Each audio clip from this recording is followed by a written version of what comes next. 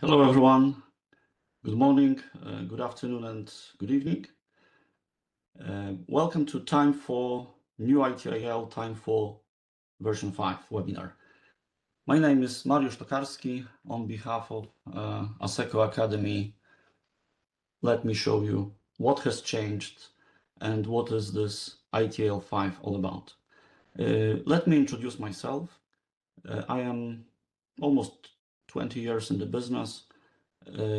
16 years in the corporate environment, working in multicultural, international world of mostly IT support.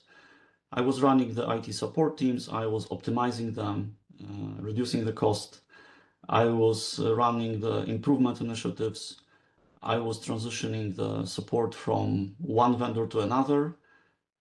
I was working with various functions, starting from marketing through supply chain, also with sales, and I was introducing DevOps as well.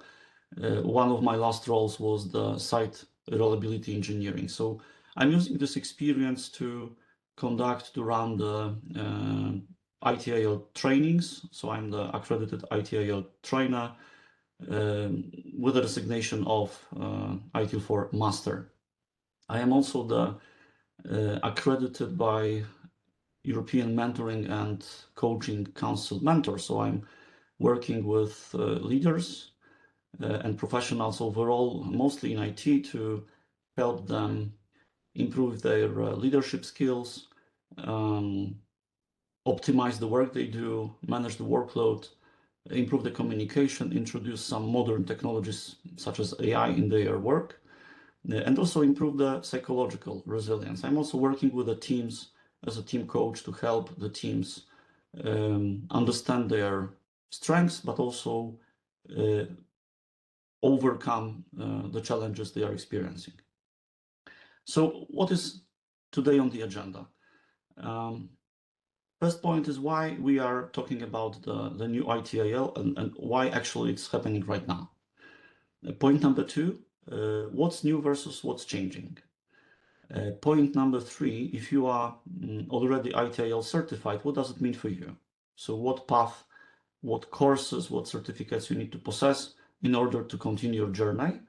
And point number four, what are the timings for the changes? So what's already available versus what's going to happen this calendar year. So let me quickly take you through the tour of ITIL. It was 1986, if I'm not mistaken, when the ITIL version 1 was introduced. It was in Great Britain, and for me it was the very ancient time. I was the kid then playing with the Atari, so definitely not the time I was interested to understand what is it.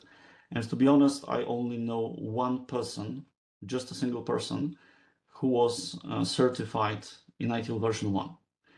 ITIL version 2, it was introduced in 2000 or 2001. It was fully focused on the IT as a function, as a set of processes as well. So it was already available in many companies. It was introduced in many companies. It was the time before the Facebook got introduced. It was the time before Google became popular, right? It was before the time that IT, overall the digital, was embedded in our daily life. So version 2. And then version 3 was introduced in 2007, then slightly adjusted in 2011. And maybe some of you remember, it was the life cycle of the service. So we used to have the service strategy in the middle, and then service design, service transition, and service operation. And it was the time when, for instance, iPhone was already available in the market. So since then, the things have changed rapidly. And I think I will repeat the word rapidly because the amount of changes and the speed of changes, the velocity, is very, very high today. So ITIL 4 was the response for this high velocity, meaning that it was already the digital era. We were having lots of digital applications, lots of digital services, and many companies actually were running only the digital businesses. So not traditional, but fully digital. And high velocity, meaning reaction to the dynamics, ability to respond to the constantly and unexpectedly changing requirements coming from the business. Business has a right to change their mind twice a day or even more frequent. And this is ITIL 4, the dynamics and the speed and the velocity. And now we have version 5, which is not only service, but it's also covering the product management. So now we have the product and service management, and we are covering the digital and artificial intelligence. Maybe you remember ChatGPT as the tool which was actually helping to make AI much more popular, was introduced on November 30th, 2022. For me, it was a very significant date because it was my last day working for the company, and then I left and established my business. Yeah, so quite significant date for me. But this was the time that AI got popular, and now it's very high demand for that. And ITIL version 5 is also reflecting that demand and the opportunities that AI can bring into our daily work, into our prioritization of the work, and many aspects of what's actually in the business. Many enterprises are right now focusing on digitalization so that they require some guidance. ITIL 4 is bringing some significant or important guidance. Now version 5 brings it even more. We are talking much more about the automation. Many aspects of the automation are also embedding artificial intelligence. So this is a response with ITIL 5, how to do it and what actually you should take care of. The agility and the rapid change, it continues. It's even more than a few years ago. And last but not least, the core of ITIL is to show that the value should be co-created. This is about co-creation of the value between the suppliers and the customers of a service. So many organizations today really needs to demonstrate that the value is there. And ITIL is actually helping to understand where the value can be created, how the value can be created, and what is this co-creation concept all about. So what stays and what moves? Good news, I think, is that guiding principles, so the recommendations which we can use in any circumstances, which we can use in many situations, regardless what we are doing, what kind of company we are, that remains the same. Maybe with a slight difference, they are now enriched with the AI in the area. So we still discuss what does it mean to focus on value? What does it mean that in our daily operating work or in our improvements, we need to understand who is the customer of the activity which we are doing, and what is the value of the activity which we are doing to the particular customer. And only after understanding those two things, we are able to properly prioritize the work, for instance. We discussed the agility. We all know the benefits of dividing the work into smaller pieces. I mean, this progress iteratively with feedback, and then collecting the feedback after each iteration, after each stage of the things which you are doing. This is something which is already embedded, and most of the companies, if not all, already are aware and heavily using it. But still the concept is discussed because there are some circumstances in which this guiding principle still can be applied, and it's good to reflect on that. So 7 of them, they remain untouched. We are discussing that even in more details during the course. The 4 dimensions. This is the concept of ITIL, which is dividing the reality into 4 areas, like we have the north, south, east, and west. It is indicating, it is helping us not to miss some important aspect of our decision-making process. For instance, we are introducing a new technology in the company. It's quite obvious that we need to consider the safety of, cybersecurity, safety of the data. We need to consider the technologies, the compatibility, the current architecture versus the future architecture. This is obvious for us IT people. We, of course, have some policies we need to comply with, We have lots of processes and procedures. We are mapping the value streams. So this is our bread and butter, the information technology value streams and processes, quite easy. But still, if we are doing something, do we remember about taking care of the people, announcing something, taking care again of the psychological safety of the people who will be exposed to the change. And the change is always something which is causing stress and is causing some issues in our organization. Do we consider we can use and leverage our partners and suppliers? Again, many companies are heavily relying on their suppliers, but still there are some who are not even considering, for instance, introducing some consultants or outsourcing something because they still have confidence in their people and their team. It's good, but still considering this aspect will be very much helpful to have the 360 view over our decision-making process and the consequences of the decision. My favorite, because most of my experience comes with the improvements, and this is the 7-step continual improvement model.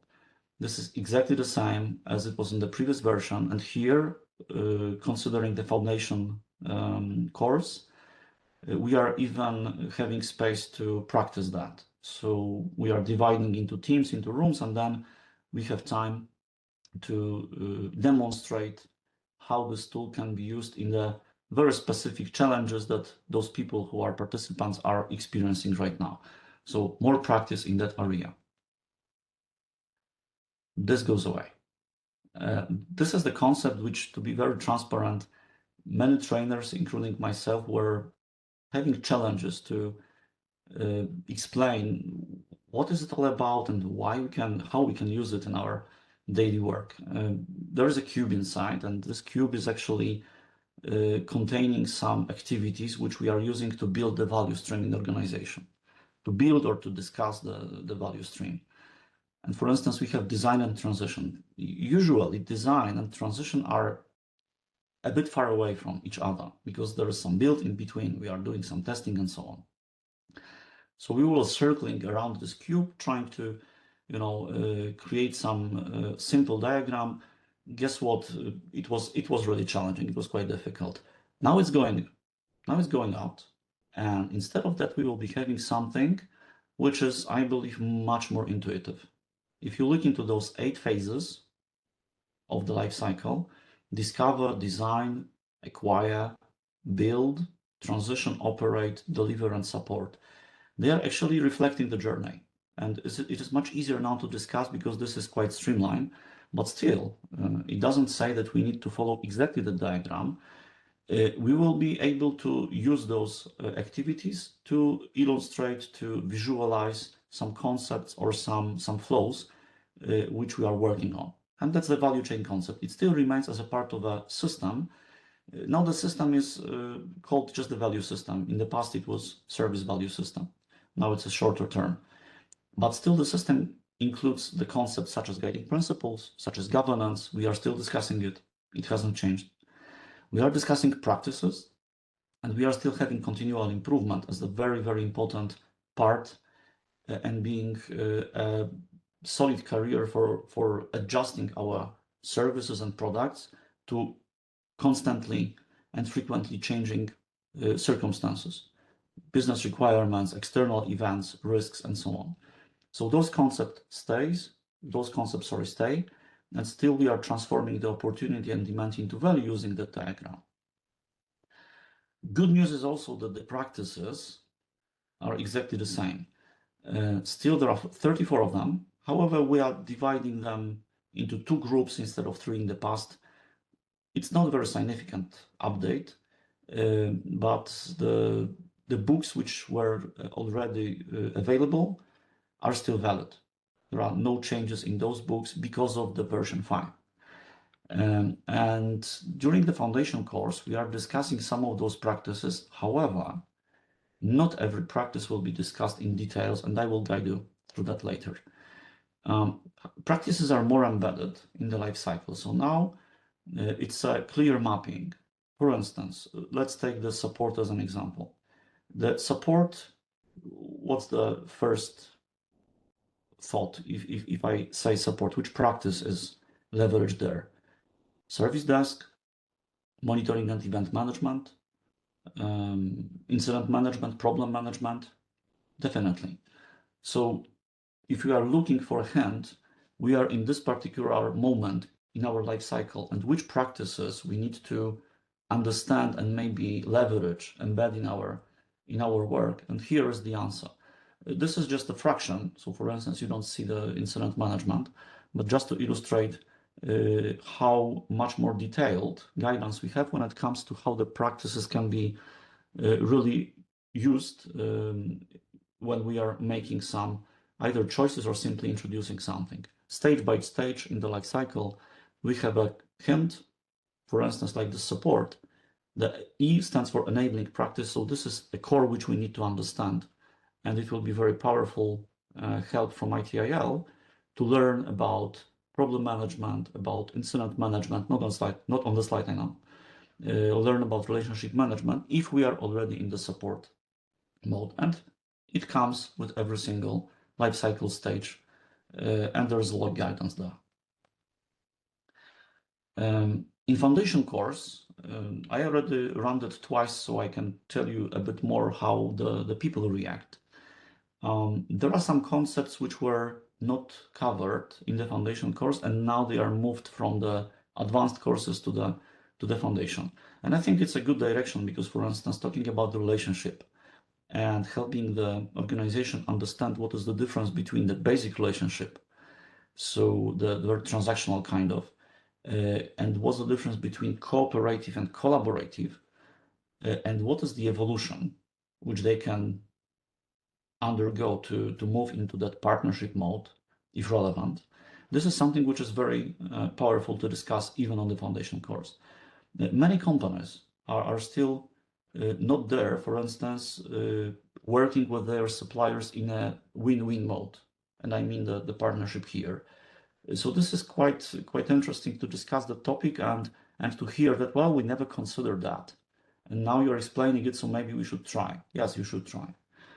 What else is here? We have a concept of the visibility, meaning how far we as a service provider need to go into the details of the consumer, but also the other way around. How much the consumer, if you are the client, if you are the consumer, how much you could know, should know, supposed to know about your provider. What's the benefit? What's the value of it? And what I have spotted also is that now we are covering the value stream mapping. I think many of you heard about it. Maybe many of you run this already, but for some it's like a mystified thing. And explaining it even high level, that there are some steps and what's the purpose of this exercise, how it can help you, how long does it take, who can conduct it, what are the key principles of running this. I think this is a great value coming from that during the foundation course. And from my perspective, we have more space to run the practical discussion. I observe, and when I was still the student, when I was still the participant, not the trainer, for me the key value of the training, it was a 3-day course, it was a 5-day course. The greatest value was that I was able to hear some practical examples coming either from the trainer or from some other participants. And because of that, I was really willing, and I was really flowing through the courses, so that I was inspired, but also I was simply taught about the others, how we can solve our problems in the business. And I believe that right now in version 5, we have more space for that.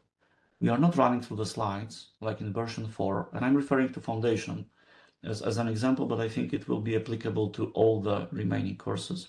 But we have some time to discuss, to reflect, and we have some practical activities.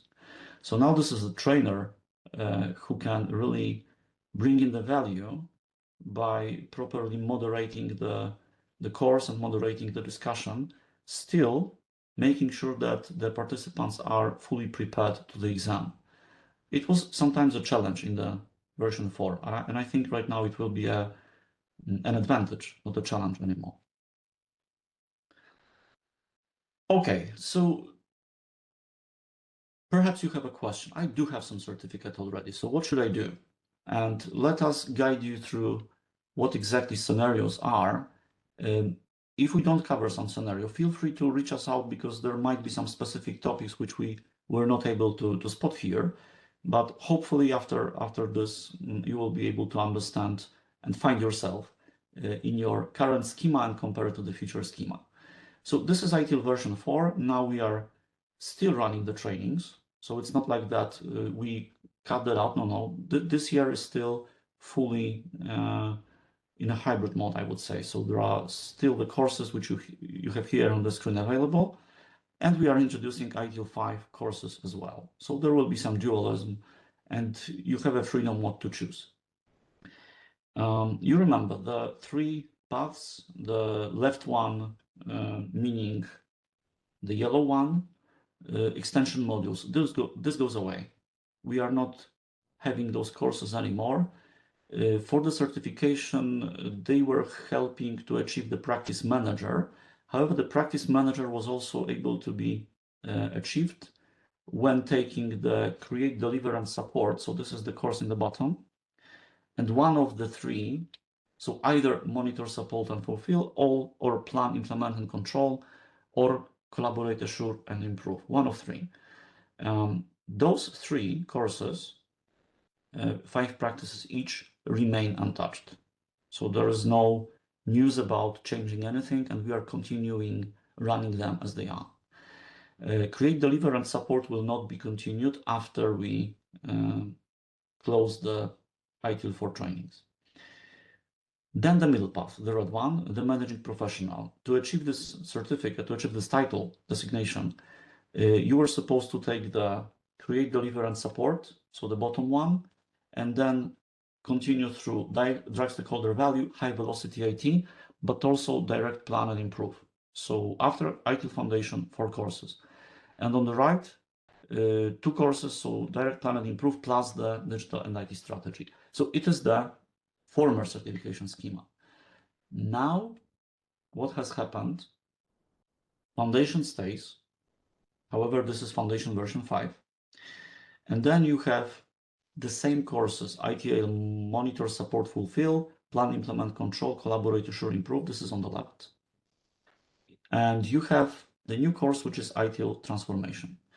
The ITIL transformation is the common course for all the 3 paths. So practice manager, managing professional, and strategic leader. So if you already have one of the courses done, for instance, this collaborate, assure, improve thing, the next step for you is to pick up the ITIL transformation so that you become the ITIL practice manager. For the managing professional path, you need to take all 3, so product, service, and experience, plus the transformation. Of course, if you have done the transformation course already, you don't need to repeat it. It's counting again for all the 3 paths. And for the strategic leader, you need to have 2 trainings, so ITIL strategy plus the ITIL transformation. So again, on the left, only one of, and the middle path and the right path, everything should be done. So scenarios. If you are already having the ITIL 4 foundation or any other certificate and foundation, you are more than welcome to continue your journey in ITIL version 5. However, you may also opt for the ITIL Foundation version 5 bridge. This bridge is not mandatory. If you are, however, there will be some other scenarios, so bear with me a second. However, this bridge is not mandatory to for instance, continue your journey through version 5. This is just a one-day exam, one-day course with a half-an-hour exam, and this is only covering what has changed.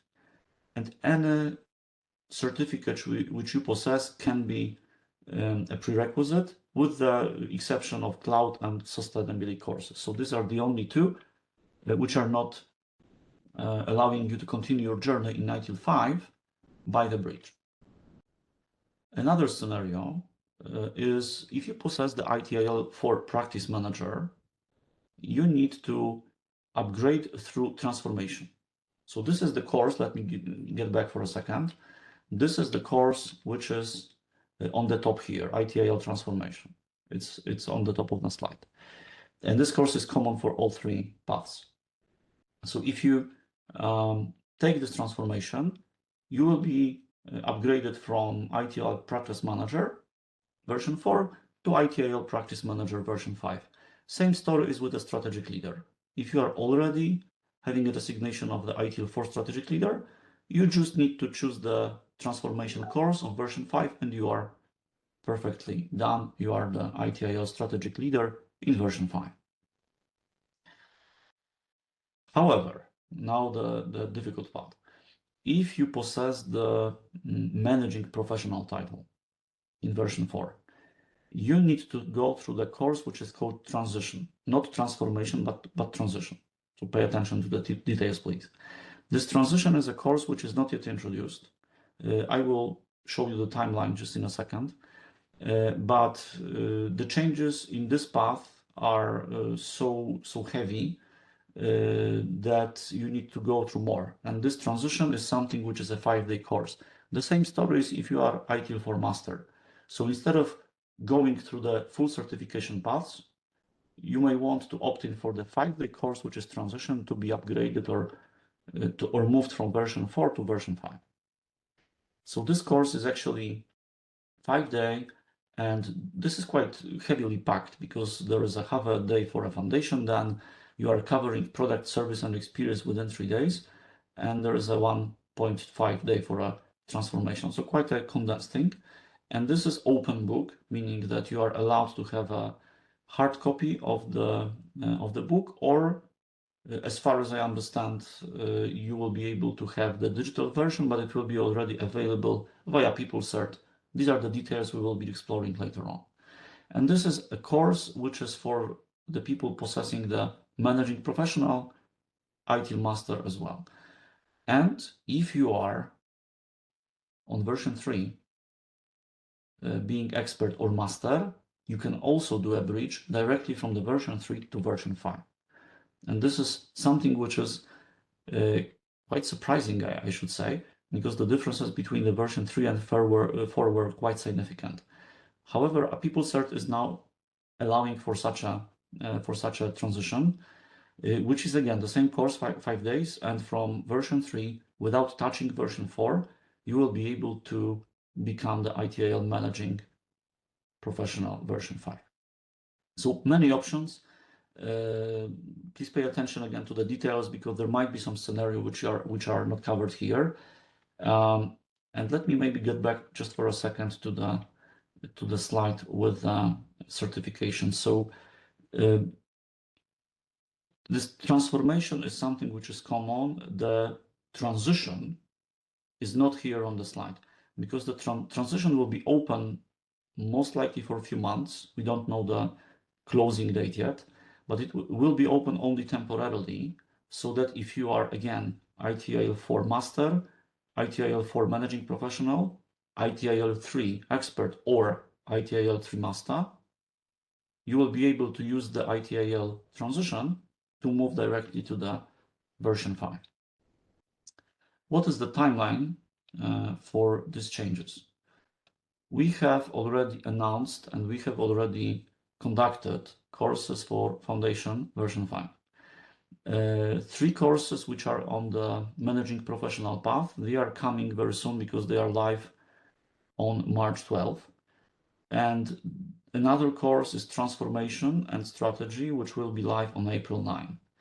2 last modules which will be introduced still in this first half of the year will be AI governance and transition, this managing professional transition. So if you are looking for instance, what you can already take, if we are talking March 4, which is today, only foundation is available. But in a week from now, 3 more courses will be available. So we will be having them conducted most likely as of April. And for transformation and strategy, it will be still either April or May. Those dates here, most likely there's a commitment on PeopleCert side to stick to that. However, it might be some delay as in every single project that we have. So again, please be in touch in case you are interested in something. Check what is already available because many courses, trainers still need to pass the exams to start running the courses. So we also need to have a few days of time to learn and then to pass the exam, collect the certificate, become accredited, and then we can go.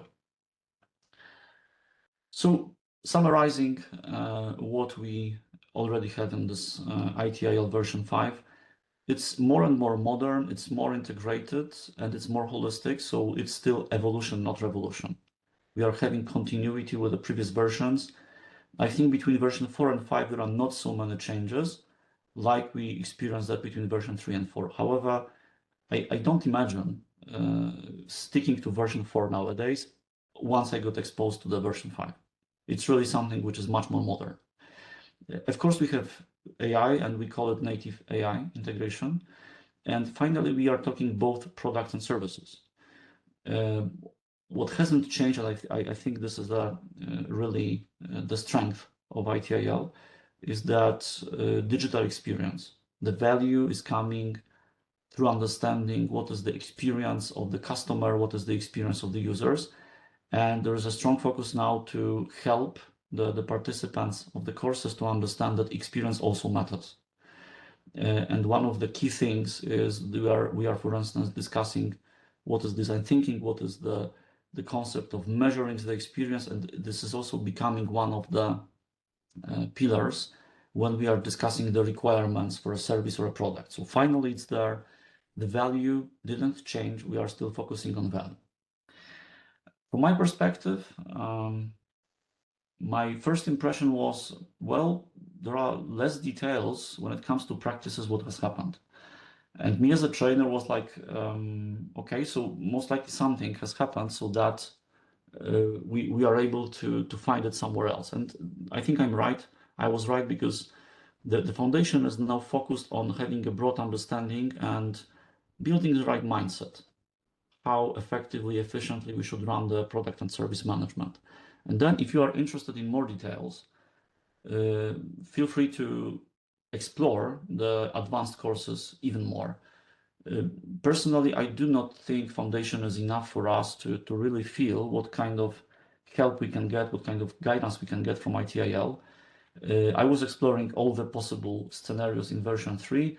I was exploring all possible scenarios in version 4, and I'm committed to explore all possible scenarios, meaning certify in maybe even in all courses very soon in version 5.